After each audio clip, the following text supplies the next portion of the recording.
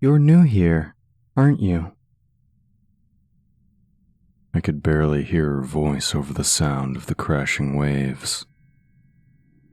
It was chirpy, though, like a soft tune weaving its way into my ears. Do tunes do that? Weave? I'm not very good with similes. More of a metaphor man myself. You should simile more, my mother would say. She didn't really. That's a joke. I do those too. Don't answer that. I know you're new. My memory was a barren wasteland. That's a metaphor right there. Means I couldn't remember much. Couldn't feel much either, truth be told. Had a hard time opening my eyes, too. Just hang tight. I'll get you sorted in a jiffy. I could sort of feel her touch on my skin, but it was like a thin layer of even more skin was between her and the real me. Was I naked? How awkward, I kept thinking.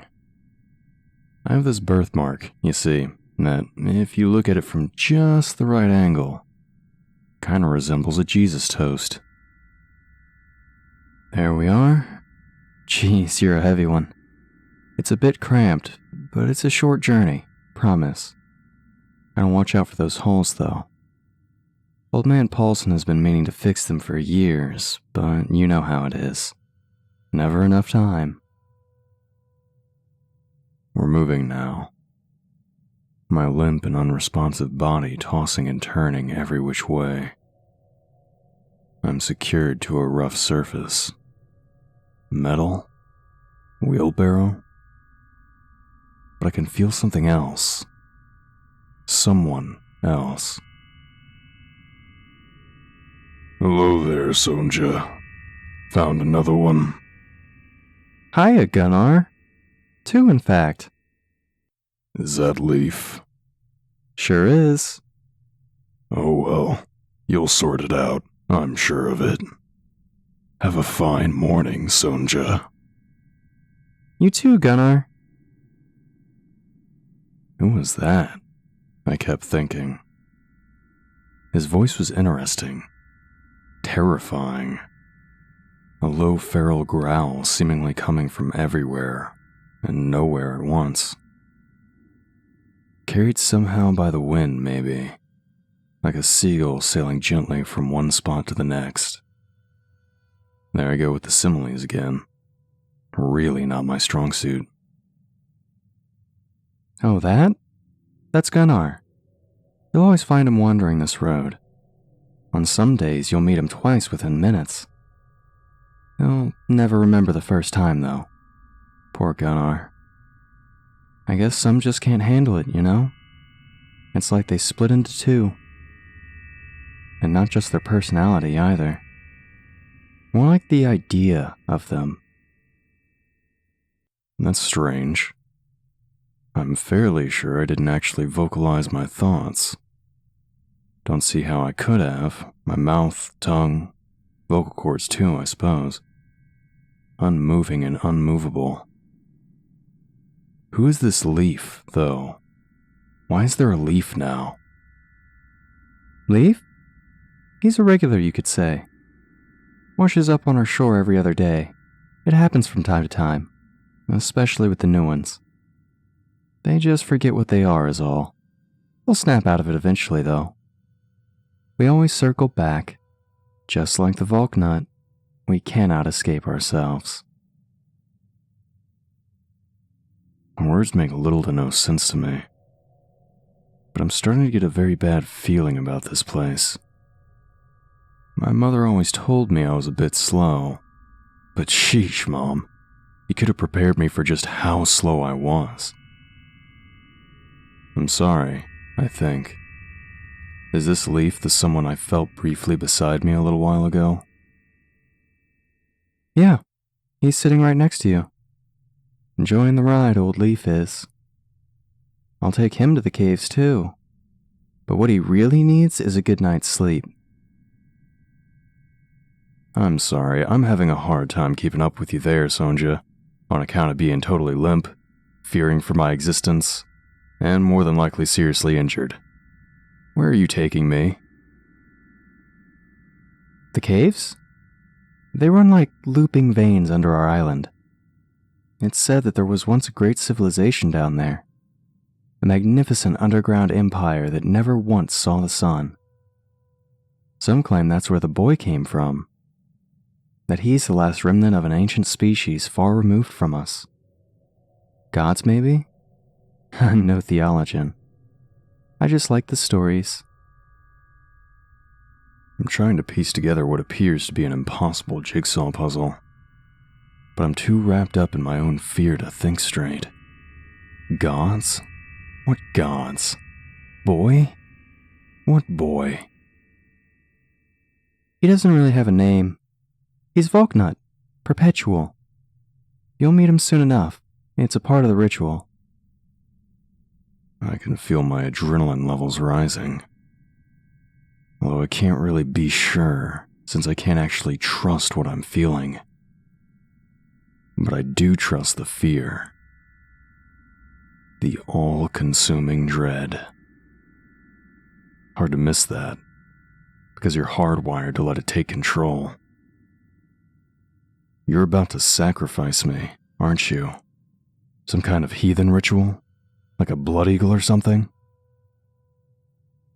No, nothing like that. In fact, look, we're here now. Down there, see?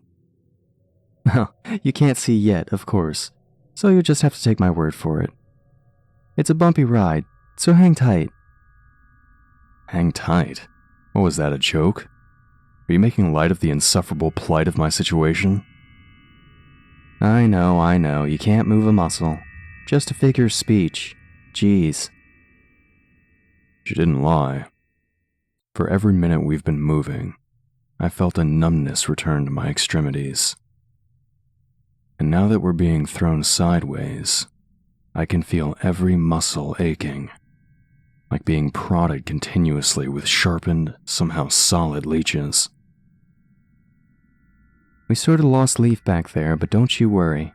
I'll make it back okay. I'm going to try to lay you down next to the stone now, so you'll feel some manner of discomfort. The stone, I think. What the hell is the stone? It's where he prefers to feed. The boy. You don't really know why. No one does. One of the many things lost in time. That's why we're here, Eric. We can't lose more time. She wasn't kidding. I feel a sudden rush of extreme discomfort, boarding on pins directly in nerves amounts of pain. My system is rebooting, I figure. Muscles and cells interacting again, only to be slapped back into oblivion by the intolerable unjustness of our situation. But that's not all. There's something else. This will hurt like nothing you've ever experienced, but it can't be helped. I'm cutting you open now, from throat to groin, as is our way. Lift out the organs one by one, slowly, carefully. Place them upon the stone. If I wasn't already blind, I'd describe it as blinding pain. Have you ever been cut open, throat to groin? Figured not. I wouldn't recommend it. It's a strange sensation, feeling your own organs removed from your still inexplicably living being. It's ungodly, blasphemous, the total and complete disrespect for the sanctity of life. I still have dreams about it. Nightmares. Endless waves of unimaginable torment. In the vivid, violent image of the boy. Here he comes. Isn't he beautiful? He can't move past this point, you see. His heart is stuck down there in the caves. It grew too big. too big and too black. He drags it with him wherever he goes. And sometimes at night, if you listen real closely, and if you're very lucky, you can hear it beating underneath. It's a sign of good luck, Eric. Pray that you'll hear it one day. I couldn't see him, but I could hear him. You know the sound of a wet mop on a cold floor, all sloshy and moist? Like that, only from something living. He crawled, I suppose, although I can never be sure. Not yet, anyway. Hoarse, gargled breath, and a high-pitched croak. Thus, we help him feed.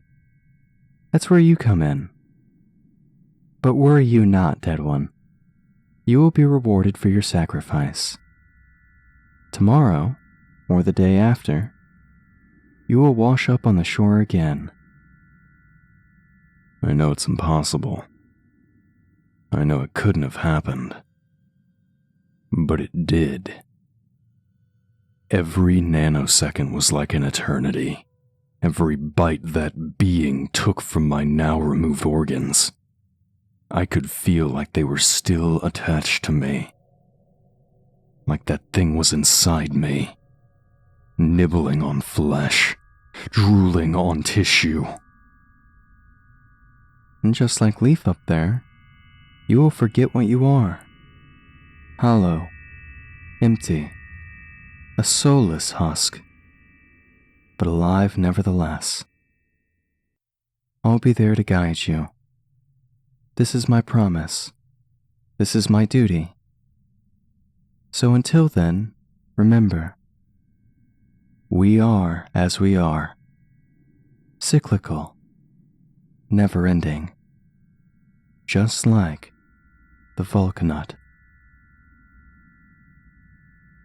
And when the boy had finished his meal, when every last flesh crumb of me was consumed, I felt my mind detach, spiraling then like a drunken tornado. I'm not very good with similes, but there's no metaphor for this. There's no way to explain any of it.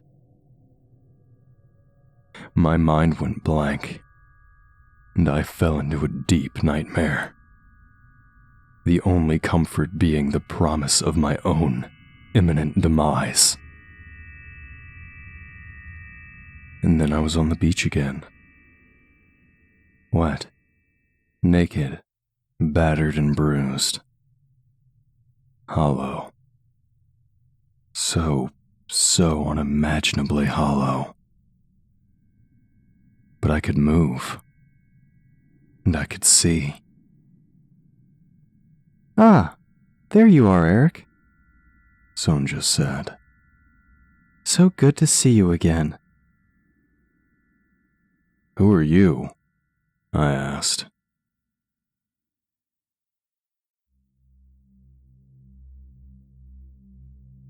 Greetings, friends and fiends. Chronicler here. We here at Creepy Spaghet would like to thank Hyperobscura for allowing us to tell their story. If you enjoyed this story, be sure to subscribe to stay updated on these terrible tales. And be sure to check out the author in the links below. If you're interested in having your story narrated, be sure to reach out to our social media, as we continue our journey to pull the darkest stories from the infinite depths of the internet. Until next time, fiends.